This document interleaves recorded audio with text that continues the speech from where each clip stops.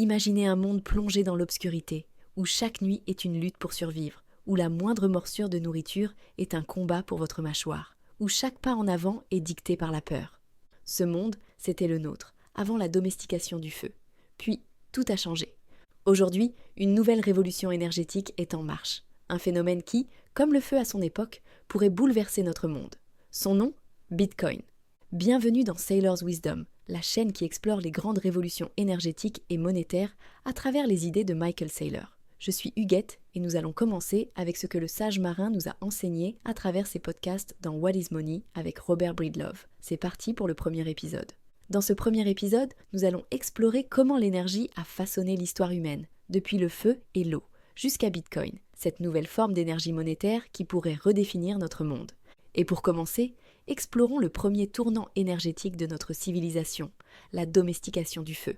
Le feu, la première révolution énergétique. Il y a des centaines de milliers d'années, nos ancêtres vivaient sous la menace constante de la nature. Ils devaient s'adapter, survivre, jusqu'à ce qu'ils découvrent le feu. 3 avancées majeures en ont découlé. Premièrement, une alimentation transformée. La viande cuite a rendu la digestion plus efficace et libéré de l'énergie pour le développement du cerveau. Deuxièmement, une sécurité accrue. Le feu repousse les prédateurs et permet à l'homme de contrôler son environnement. Troisièmement, un outil d'évolution, en chauffant des matériaux, il a permis l'apparition de l'industrie et des premiers outils métalliques. L'eau, l'énergie qui a bâti les civilisations. Après le feu, une autre force de la nature a été domestiquée, l'eau. Toutes les grandes civilisations se sont construites autour des rivières, des mers et des lacs, car elles ont appris à en maîtriser l'énergie. Les Égyptiens ont canalisé le Nil pour l'agriculture. Les Romains ont construit des aqueducs pour approvisionner leurs villes. L'eau était l'or de l'Antiquité. Mais le problème de l'eau, comme du feu, c'est qu'elle est locale. Vous ne pouvez pas l'exporter, ni la stocker indéfiniment.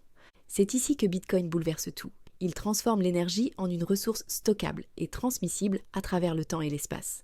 Bitcoin est la première forme d'énergie monétaire transmissible sans perte et sans frontières. Bitcoin, l'énergie numérique.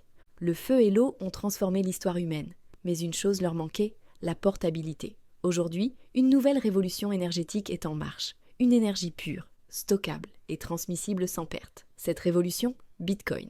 Contrairement aux énergies traditionnelles qui se dissipent ou nécessitent de lourdes infrastructures, Bitcoin permet de convertir directement de l'énergie en valeur économique. Avec Bitcoin, l'énergie devient une monnaie. Vous pouvez miner du Bitcoin n'importe où dans le monde, là où l'électricité est abondante et peu chère, et l'envoyer instantanément partout sur la planète. Bitcoin est une batterie monétaire mondiale. C'est la première forme d'énergie stockable à travers le temps et l'espace sans se dégrader. Contrairement aux monnaies traditionnelles rongées par l'inflation, Bitcoin est une énergie monétaire indestructible. Et contrairement à l'or ou aux biens physiques, Bitcoin peut être transmis instantanément, sans frontières, sans tiers de confiance. L'histoire de l'humanité est une histoire de maîtrise de l'énergie. Le feu a permis la cuisson, la protection et le travail des métaux.